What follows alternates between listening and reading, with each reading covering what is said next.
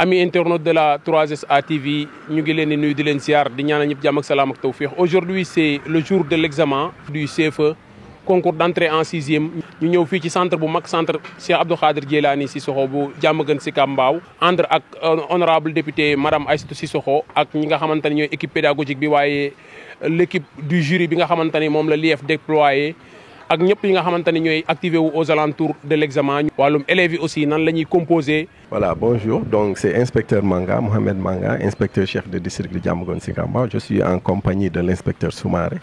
Donc nous sommes ici au centre Abdou Khadir Sissoko dans le cadre de la supervision des examens du CFE, le déroulement des examens. Donc dans l'ensemble, tout se déroule bien ici. Les surveillants sont sur place, on n'a pas noté d'absence au niveau des élèves. Également, ça se passe bien au niveau de l'établissement, le chef de centre a bien organisé. Donc dans l'ensemble, tout se passe bien. Les élèves sont dans les classes, les surveillants sont dans les classes et les épreuves se déroulent normalement. Effectivement, au niveau de l'IEF, nous organisons des supervisions au niveau de tous les centres. Donc pour aujourd'hui, 3 véhicules ont été mis à la disposition du pool des inspecteurs. L'IEF est avec le sous-préfet et les autres inspecteurs. Chaque groupe d'inspecteurs va avec un véhicule au niveau des districts pour faire la supervision. Donc là, l'ensemble, l'IEF s'est très bien organisé pour assurer une bonne supervision, voir comment ça se passe au niveau des centres, encourager les surveillants pour que vraiment tout se déroule bien. Également les chefs de centre. Nous sommes les présidents, nous sommes en compagnie du président du jury, M. Conté. Donc merci, c'est M. Amadou Conté, président du jury centre Abdou Khadir Sissoko, dans la circonscription de Diamaguène Sicap Mbao. Donc tout se passe bien. Dès la veille hier, tout était bien préparé par le chef de centre, qu'on remercie au passage. Madame Sissoko, vraiment tout a été bien fait et bien ficelé. Aujourd'hui aussi tout s'est passé bien. Dès les premières heures, on a reçu tous les élèves à temps. Le service d'ordre aussi est présent et tous les enseignants, de même les élèves, sont bien présents. Donc les consignes reçues hier à l'IEF ont été transmises au niveau des surveillants et au niveau du centre. Donc tout le monde a respecté ces consignes-là et on espère vraiment que tout se passe bien. Man la Aïssatou Sissoko, directrice fondatrice de l'école Cheikh Abdou Khadir Djeylani Sissoko. L'école Bimbo, nous l'avons créée depuis 1990. Bon, 3 ans après, c'est le centre d'examen. Presque centre d'examen, il y a fait le certificat CFE et entrée en 6e. En même temps, BFM tamit ak centre de correction. Aujourd'hui, c'est mon jour entrée en 6e, 2025.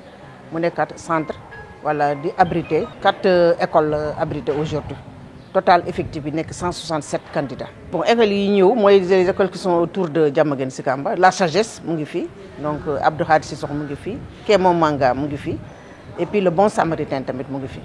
Voilà, c'est 4 écoles, c'est tant Covid. Mais le centre est voilà, abrité plus de 200 candidats, 300 et quelques. Mais Covid bi bu ñëwé lañ wañi ki école yi donc pour élèves yi candidats yi à l'aise mais depuis lors nak mom lañu maintenir donc centre bi machallah résultat yi mom da doon bax voilà résultat yi bax la doon def centre bi sax mën na né amna ben année bo xamné jëlon na presque il était parmi les premiers voilà si classement centre yi ñaan rek bon comme nu mu doon démé mu démé non voilà candidats yi généralement ay 100% la.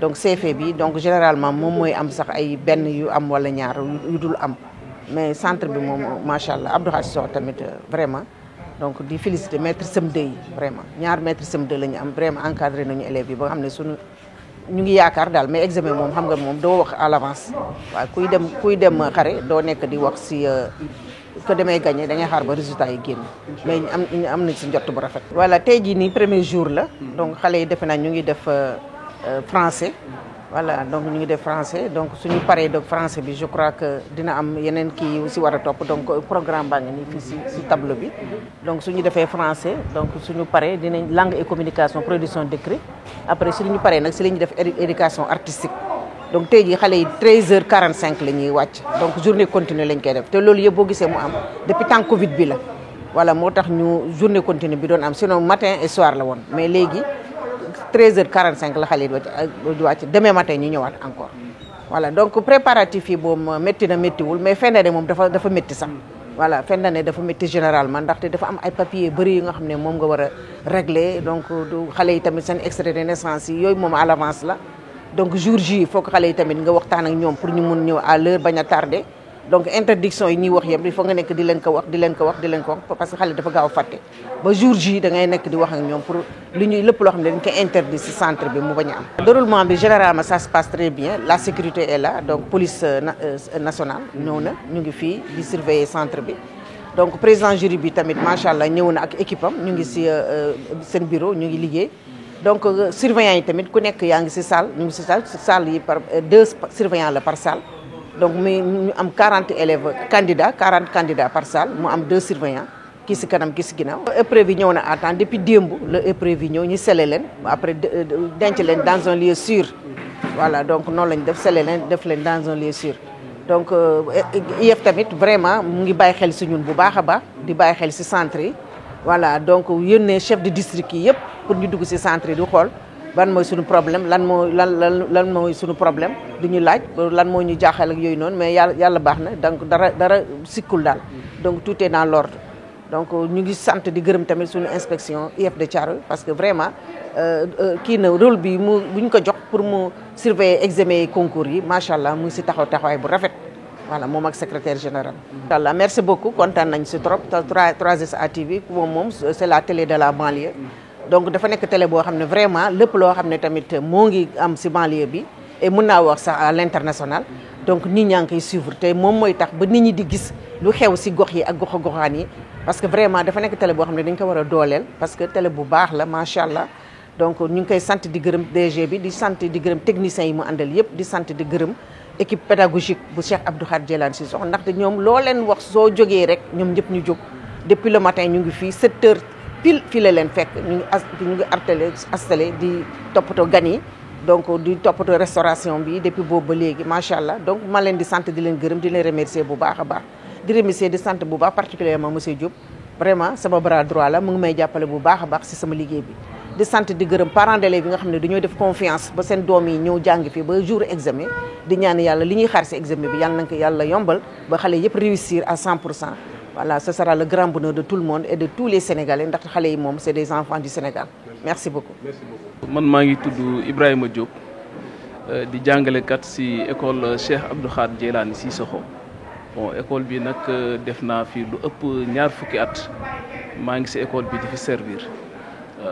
borom école bi moo ngi tudd madame Camara Aïssatou Cissokho waaw tey moom mooy chef de centre bon lépp li nga xamante ne moo jëm ci organisation bi ci accueil bi moom lañ ko jagleel waaw kon tey ñi fi teewee ak président jury bi bon ñoom seen kàddu mooy ni fi jot a wax bon mooy kontaan nañ ci accueil bi lépp li nga xamante ne waroon nañ ko Aïssatou Cissokho madame Camara war na ko ci accueil bi def na ko ba nga xamante ne am nañ ci kontaan comme seen kàddu boobu la ñuy sukkandiku ñun pour wax ne ba fi ñu toll nii daal amagum nañ dañ ndam ci accueil bi. moom tamit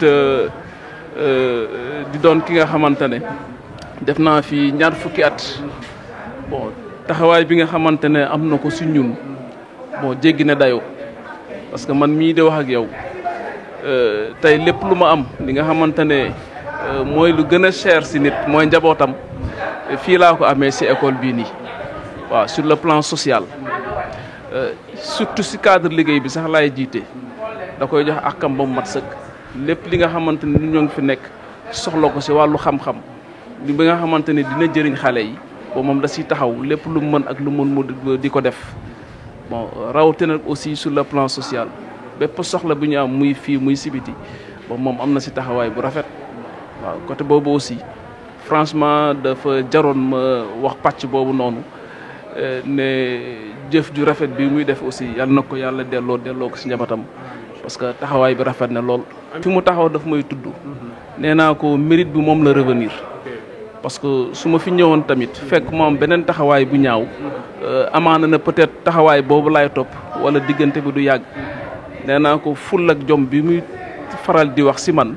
ci moom laa ko gisee ci moom moo ko njëkkee bon fekkee tamit taxawaay boobu am na ko ci ñun lenn rek moo ñu war mooy delloo ko bon li may def nag moom delloo ko rek moom jëf ju rafet bi muy def moom laa koy retourner waaw di ko sant encore di ko gërëm di yàlla gën a dëgëral taxawaayam bàyyi ko ba ci kanam lépp lu may séntu ci lu baax rek yàlla na ko yàlla defaral te muy njiglaayam di njiglaay ñëpp di ñaanal xale yi nga xamante ne ñooy def examen ñëpp am CFA entrée en 6e 100% réussite muy suñu njiglaay doon seen njiglaay ñoom it aussi incha allah. bon cette fois-ci man li jëm sama wàll yëguguma ko te madame Camara bii ma xam moom autorité yi jàpp si ñàkk si jàpp du leen xaar si loolu moom lépp lu ko war lu mu mën ak lu mu mënul dina ko def suñ ko si fekk see tamit mu ne alhamdulilah suñ ko si fekk wulul tamit bon lépp lu si war dina ko si def.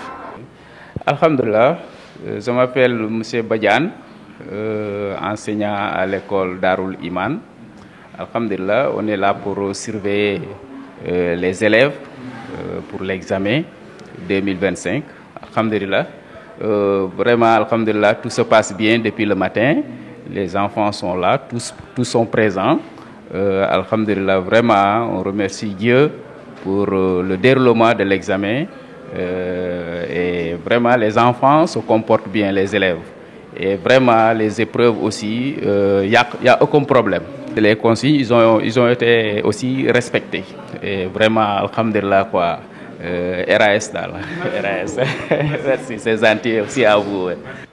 Amis internautes de la 3SA TV lii lañ leen jëlalee woon fii nga xamante ni mooy centre bu Cheikh Abdou Khadir Djeylani Sissoko gis nañ ni lépp mu ngi jaar ci yoon élèves yi ñëw nañu ci heure bi ñu leen convoqué woon waaye consigne yi ñu leen joxoon respecté nañu ko waaye ñi nga xamante ni ñooy surveillants yi ñu ngi fii jury bi mu ngi fii waaye aussi le corps professoral bi nga xamante ni ñoom ñoo siq école bi ñu ngi fi aussi di préparer lépp li nga xamante ni mooy jëm ci dalal gan ñi nga xamante ni ñoo jóge fu sori ñëw pour di surveiller li nga xamante ni mooy examen bi kon ñu ngi souhaiter une très bonne chance aux candidats di wax centre Cheikh Abdou Khadir Djeylani Sissoko 100% à l'examen du CFE.